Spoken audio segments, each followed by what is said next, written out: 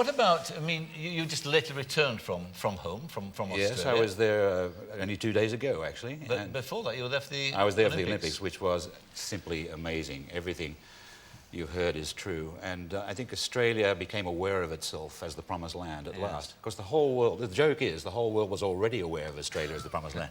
Australia was so nervous about itself. You know, will we make it? Will we succeed in staging the games? Well, they did, in a big way. And now Australia is, the new danger, I think, is Australia will become a overconfident, huge imperial power. So we'll have to cut it down to size. But it was a tremendous and triumphant moment, and it was a lot of fun too. There was a party in the streets every day, and the games themselves weren't bad. You know, even the events were watchable, especially the women's volleyball, which was the biggest hit in Australia. And I understand. You were taken by that, were you? Taken by it. I was taken by it, thrown around. I mean, I watched every. It's really not much of a game, women's volleyball. No. You know, she pats it to her, and she pats it to her, and then they pat it over the net. You know. It's the way they look and what they wear, Michael.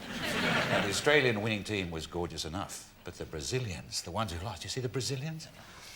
It's the sort of the caramel-tanned goddesses with these tiny, tiny costumes with a little thong at the back, separating these two honey-coloured globes, jostling for position, you know?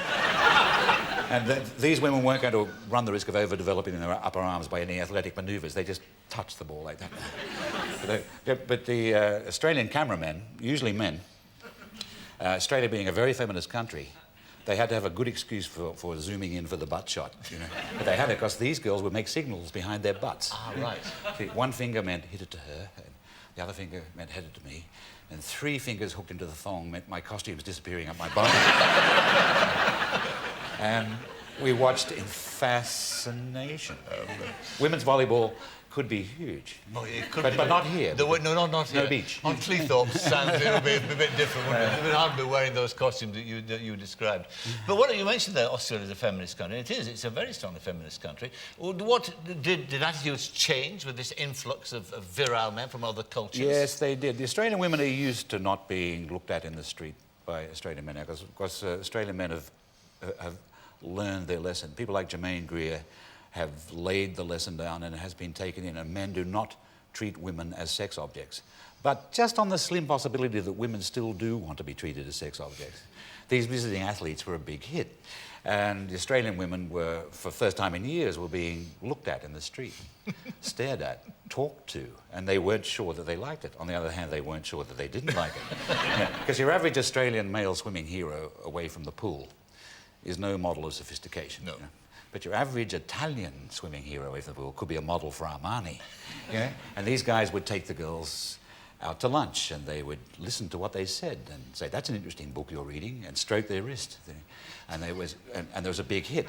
And the Australian women liked these visiting male athletes. And what's more, the visiting athletes liked Australia. Do you realise? This is a little-known statistic. I've only seen this once mentioned in a newspaper and then not followed up. This is the first time on television with this information. Of all the visiting foreign athletes to Australia for the Olympics, 130 are still missing. And 30 of those are British. They've just gone bush. They're gone. And Australian intelligence, or the visa system, whatever, is looking for them. And they've offered them an amnesty. If they give themselves up, they'll merely be deported from the country instead of jailed. But they've seen Australia and they love it, and they're right. Of course, it is the promised land. Of course it is.